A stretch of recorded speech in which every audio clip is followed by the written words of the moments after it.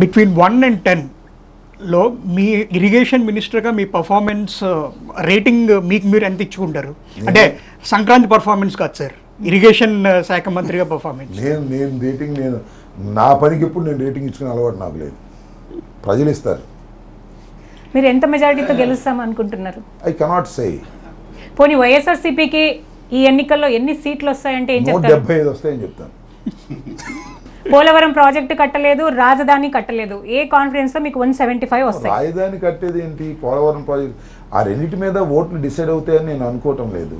పోలవరం పూర్తి కాలేదు, రాజధాని వాళ్ళు కట్టలేదు, మేము కట్టలేదు.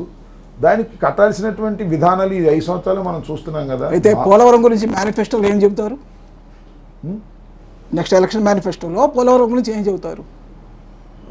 మేము వాగ్దానం చేస్తాం. నెక్స్ట్ మేనిఫెస్టో గురించి నేను ఇప్పుడు చెప్పాలి. అయిపోద్ది కదండి, మామూలు మీకు ఐడియా ఉంటుంది కదా. I have no idea. That will be decided by the chief minister. ఇది మా టాప్ అచీవ్మెంట్స్ అని ఒక 2 or 3 అని చెప్పగలరా, other than welfare schemes of YSR Congress party government? Sir, నాడు నేడు బళ్ళు అప్పుడు ఎలా ఉన్నాయి, ఇప్పుడు ఎలా ఉన్నాయి?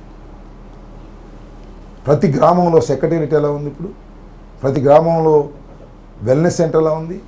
ప్రతి గ్రామంలో ఆర్బీకే ఎలా ఉంది? విద్యాలయాలు, దానితో పాటు వైద్యాలయాలు, ప్రతి జిల్లా హెడ్ క్వార్టర్లోనూ ఒక గవర్నమెంట్ ఆసుపత్రి, మల్టీ స్పెషాలిటీతో కూడినటువంటి ఆసుపత్రిని తీసుకొస్తున్నామే. ఇంతకన్నా ఏం డెవలప్ కావాలని పెద్ద పెద్ద బంగ్లాలు కావాలా? పెద్ద పెద్ద హై టవర్స్ కావాలా? హెలికాప్టర్లు దాని మీద దిగాల? ఇది పేద దేశం, అభివృద్ధి చెందుతున్న దేశం. ప్రతి గ్రామంలోనూ ఇన్ఫ్రాస్ట్రక్చర్ చేస్తున్నటువంటి ప్రభుత్వం ఇది. ఇంతకన్నా అభివృద్ధి చేసిన ప్రభుత్వాలే లేవు. చంద్రబాబు చెప్పే అన్ని బోటకాలు. ప్రతి వాడికి ఆరోగ్యం ఉండాలని ప్రతి గ్రామంలోనూ వెల్నెస్ సెంటర్ పెట్టినటువంటి గొప్ప వ్యక్తి జగన్మోహన్ రెడ్డి గారు అని మనం చేస్తున్నాం. అన్నీ చెప్తున్నారు. రాష్ట్రానికి రాజధాని ఏది అంటే ఏం చెప్తారు? నేను చెప్పాను నిన్న కూడా, ప్రస్తుతానికి అమరావతి అని చెప్తాం. మా విధానం మాత్రం 3 రాజధానులు చెప్తాం. అవి తేలిన తర్వాత కోర్టులో న్యాయస్థానాలు ఉన్నాయి కాబట్టి అప్పుడు దాకా మన రాజధాని అమరావతి, 2, 3 ఇక్కడే జరుగుతున్నాయి కదా. అమరావతి ఎఫెక్ట్ వచ్చే ఎన్నికల్లో ఏ విధంగా ఉంటుంది అనుకుంటున్నారు? ఏమి ఉండదు అంటున్నాను, 0 అని చెప్తున్నాను.